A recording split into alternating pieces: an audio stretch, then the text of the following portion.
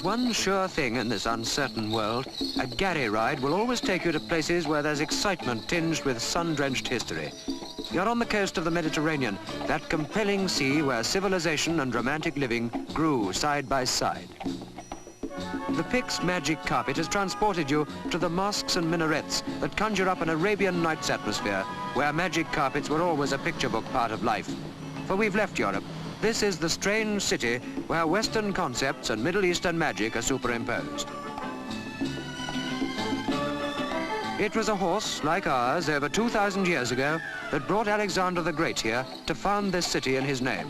Alexandria, Egypt's beguiling seaport, captured in turn by Romans, Turks and Arabs, as this old fort reminds us, silently.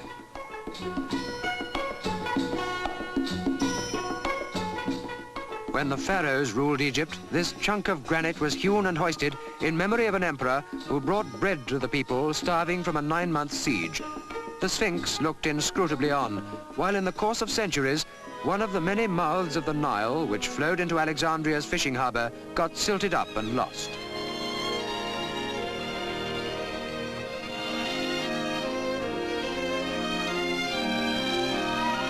You sail here in waters which once were lit by the great Pharos lighthouse, the seventh wonder of the ancient world, destroyed in an earthquake a mere matter of 600 years ago, just the day before yesterday in Egypt's historical reckoning.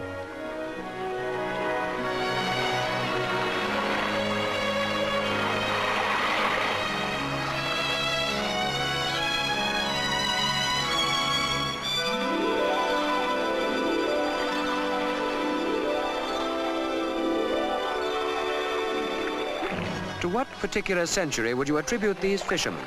They, or others like them, were doing just this before the lighthouse island was joined by the river's rich deposits to the mainland to become a busy part of a bustling modern town. Nobody must tell them they're out of pace with the streamlined city, because they too are part of Egypt's ancient romance that posterity will want us to preserve.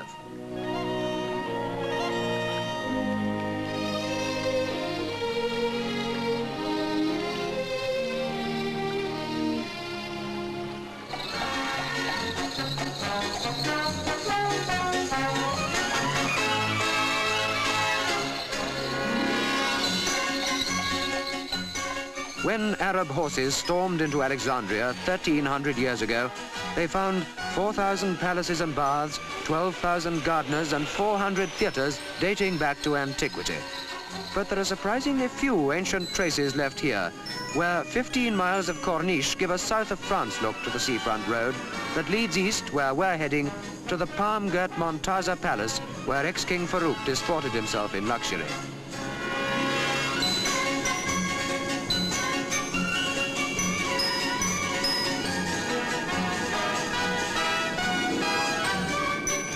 We're heading for a pleasure ground where life goes swimmingly.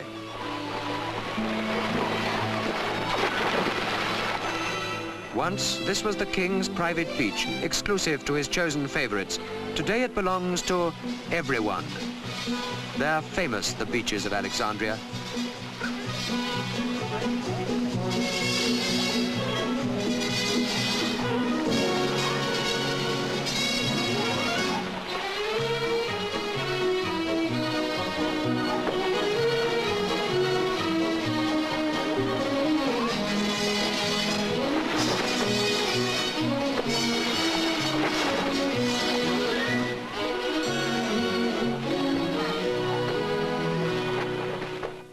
From the dazzling sunshine, we've come now to the shadowy world of the catacombs, one of Alexandria's ancient remainders that survived all the sieges and rebuilding, to be discovered by chance just 60-odd years ago.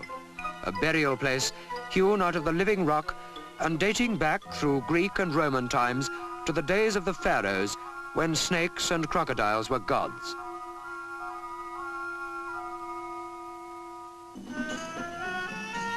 In the Montaza Palace today, you can win riches if you guess right at roulette.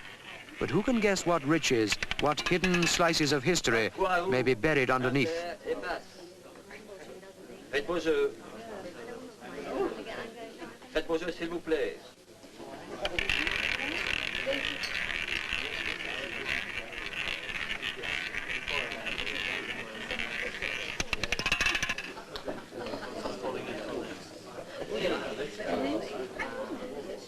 You've only got to go to the outskirts of town to encounter the one Egyptian creature that never changes and links the rich Nile Valley with the surrounding wilderness, the camel. From the western desert away to Upper Egypt, there are camel sales like this one near Aswan, the key market for trade with the Sudan. Here you see fellahin faces unchanged from the faces depicted on the tombs in the Valley of the Kings. Here, life has stood still through the scurrying centuries. Yet, ironically, it's here at Aswan, where the Nile bursts through the granite rocks in a huge cataract, that a great dam is to be built, which will fertilize the desert wastes, but must inevitably inundate some of the ancient monuments. The biggest change that Egypt's seen in 3,000 years. There have been changes too in the Red Sea. Here at Hurghada, the capital of the area, you can take a motorboat out among the coral reefs for the sort of fishing that most people only dream about. The perfect excursion, here where not long ago pirates made life perilous.